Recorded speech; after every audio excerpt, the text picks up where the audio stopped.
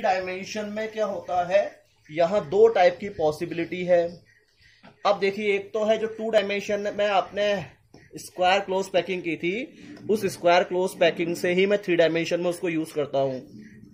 तो use square close packing in 3 dimension. और दूसरा मैं यूज कर सकता हूं जो मैंने हेक्सागोनल लेयर बनाई थी। तो 3 डायमेंशन में या तो अपन यूज कर सकते हैं जो आपने स्क्वायर क्लोज पैकिंग बनाई थी 2 डायमेंशन की, तो उस 2 डायमेंशन की स्क्वायर क्लोज पैकिंग को यूज करते हुए मैं 3 डायमेंशन स्ट्रक्चर बना सकता हूं। या फिर आपने जो हेक्सागोनल क्लोज पैकिंग बनाई थी 2 डायमेंशन में, तो HCP इन 2 डायमेंशन। तो 2 डायमेंशन में जो आपने HCP बनाई थी, उस HCP को यहां यूज करके आप 3 डायमेंशन व्यू ले सकते हैं, तो 3 डायमेंशनल स्ट्रक्चर बना सकते हैं। तो देखिए, अगर मैं 2 डायमेंशनल स्क्वायर क्लोज पैकिंग को यूज करता हूं, तो यहां एक 3 डायमेंशनल जो स्ट्रक्चर बनेगा वो कहलाएगा सिंपल क्यूबिक लेटिस। क्या कहलाएगा? Simple cubic lattice. अब क्यों कहलाएगा, क्या कहलाएगा, कैसे, वो सब डिस्कस करेंगे अभी। तो देखिए, अगर मैं 2 डायमेंशन वाली लेयर यूज करता हूं किसकी, स्क्वायर क्लोज पैकिंग की, तो बनने वाला जो 3 डायमेंशनल स्ट्रक्चर कहलाएगा वो कहलाएगा simple cubic lattice. Clear? Yes को कह सकते हैं square close packing in 3 dimension. देखिए, जो आपने 2 डायमेंशन में स्क्वायर क्लोज पैकिंग ली थी, उसको ही आप 3 डायमेंशन में कन्वर्ट कर सकते हैं, तो कहलाएगा square close packing in 3 dimension.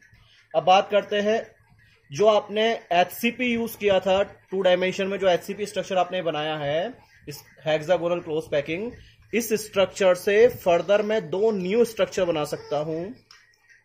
और वो 2 न्यू स्ट्रक्चर कौन से होंगे? उसमें एक स्ट्रक्चर बनता है जिसको आप कहते हैं HCP इन 3 डायमेंशन। यानी ये खुद HCP है पर ये 2 डायमेंशन की है। अब ये कन्वर्ट हो जाएगा फर्दर HCP इन 3 डायमेंशन में। जैसे ये स्क्वायर क्लोज पैकिंग था 2 डायमेंशन, यही HCP इन 3 डायमेंशन में कन्वर्ट हुआ। वैसे ही ये HCP है 2 डायमेंशन, इससे एक तो HCP इन 3 डायमेंशन बन सकता है, यानी hexagonal close packing in 3 dimension, और दूसरा बन सकता है इससे CCP स्ट्रक्चर, जिसको आप कहते हैं क्यूबिक क्लोज पैकिंग। यानी यहां 2 टाइप के स्ट्रक्चर बन सकते हैं hexagonal close packing in 2 dimension. यानी इस लेयर को यूज करते हुए मैं फर्दर 2 3 डायमेंशनल स्ट्रक्चर बना सकता हूं 2। इनमें से एक बनेगा HCP और एक बनेगा CCP। अब ये HCP, CCP और SCP यानी कि सिंपल क्यूबिक लेटिस, HCL, यानी 3 डिस्कशन अपन को करने हैं।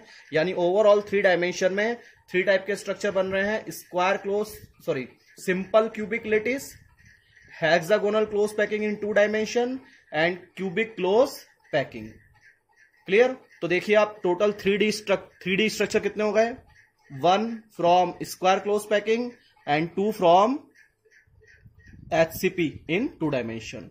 यानी इससे तो बनेगा एक स्ट्रक्चर और इससे बनेंगे 2, तो टोटल हो जाएंगे 3 आपके 3 डायमेंशनल स्ट्रक्चर। तो देखिए, 1 डायमेंशनल कितना पॉसिबल था? ओनली 1। 2 डायमेंशन कितने पॉसिबल हो गए? 2। और 3 डायमेंशन यहां कितने हो गए? 3। 1 2 और ये 3। क्लियर? तो अपन डिस्कशन करेंगे सिंपल क्यूबिक लेटिस, HCP और CCP के बारे में। क्लियर? तो उनको मैं रब कर देता हूं।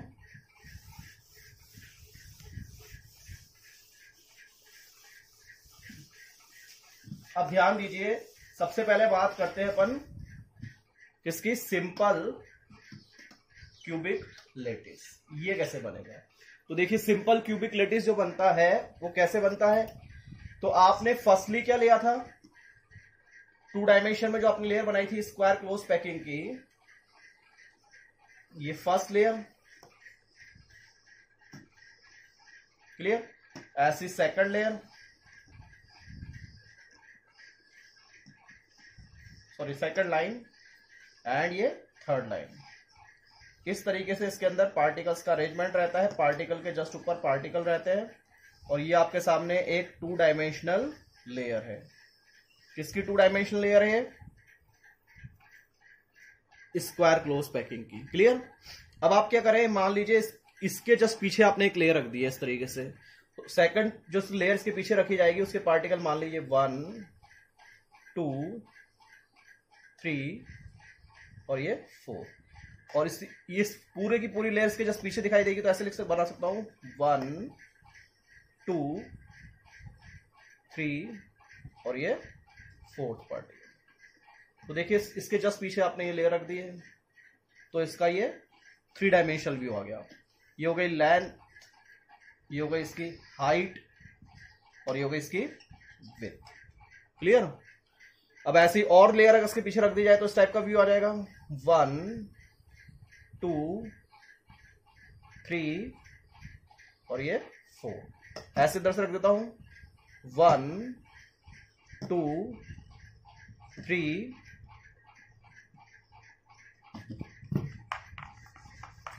ये 1 2 3 और ये 4।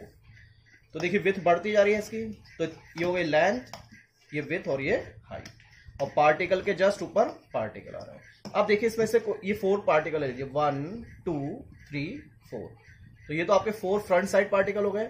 जस्ट इसके पीछे आपके 4 पार्टिकल और होंगे 1 2 3 और एक बैक साइड में 4। तो अगर मैं इनको मिला देता हूं तो देखिए किस टाइप का स्ट्रक्चर यहां निकल के आता है। तो इनको मिलाने पर जो स्ट्रक्चर निकल के आता है आपके पास, वो स्ट्रक्चर क्या होगा, देखिए 1 2 3 4। ये तो 4 फ्रंट साइड वाले हैं, ये बैक साइड में ले जाता हूं 1 2 3 और ये 4, और बैक साइड के 4 पार्टिकल को भी मिला देता हूं 1 2 3 और ये 4। तो आप ये देख रहे हैं किस टाइप का स्ट्रक्चर आपके सामने आ गया है। क्लियर। तो आपको क्यूब बनता हुआ यहां दिखाई देगा, क्लियरली दिख रहा है। यानी एक टाइप से आप ये मान सकते हैं इस वाले पोर्शन को अगर बाहर निकाल लिया जाए तो ये किस टाइप का स्ट्रक्चर आपके सामने आ रहा है, इस टाइप का स्ट्रक्चर आपके सामने आ रहा है। क्लियर। यानी एक सिंपल क्यूब आपको बनता हुआ नजर आ रहा है, और पार्टिकल कहां दिखाई देंगे, पार्टिकल आपको इसके कॉर्नर्स पर। कहां ऑब्जर्व होंगे, कॉर्नर पर। सेंटर में कोई पार्टिकल नहीं है। तो अपन ने ऑब्जर्व किया है, या अपन इसके बारे में डिस्कस कर चुके हैं कि इस टाइप का जो यूनिट सेल है उसको बोलते हैं प्रिमिटिव। क्या बोलते हैं, प्रिमिटिव यूनिट सेल। क्लियर। क्यों बोलते हैं प्रिमिटिव यूनिट सेल, क्योंकि इसके ओनली कॉर्नर पर 8 पार्टिकल्स है, 1 2 3 4 5 6 7 8। इसके सेंटर पर, ना तो फेस सेंटर में ना बॉडी सेंटर में कोई पार्टिकल नहीं होता है। तो आप ऑब्जर्व करते हैं कि इस टाइप से जो 3 डायमेंशनल स्ट्रक्चर बन रहा है, जहां आपने कौन सी लेयर यूज की थी, square close packing in 2 dimension वाली लेयर यूज की थी, तो उससे बनने वाला ये स्ट्रक्चर है, इसमें प्रिमिटिव यूनिट सेल बन रहा है। और प्रिमिटिव यूनिट सेल को ही क्या कहा जाता है, सिंपल यूनिट सेल। तो सिंपल यूनिट सेल से इस स्ट्रक्चर के बनने की वजह से इसको नाम दिया गया है सिंपल क्यूबिक लेटिस।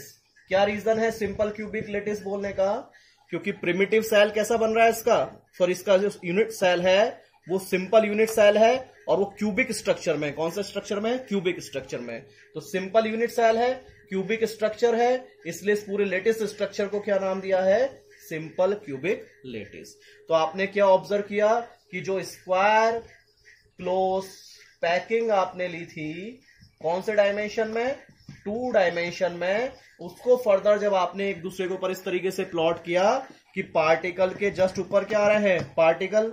यानी इसको अगर मैं नीचे वाली कोई लेयर मान लूं, फिर ये सेकंड लेयर मान लूं, फिर ये थर्ड लेयर मान लूं, और ये 4th लेयर। तो जब लेयर के ऊपर लेयर आप प्लॉट कर रहे हैं तो आप ऑब्जर्व कर रहे हैं कि लेयर के ऊपर भी लेयर पार्टिकल में इस तरीके से रखे गए हैं कि पार्टिकल के सेंटर क्या कर रहे हैं, कोइंसाइड।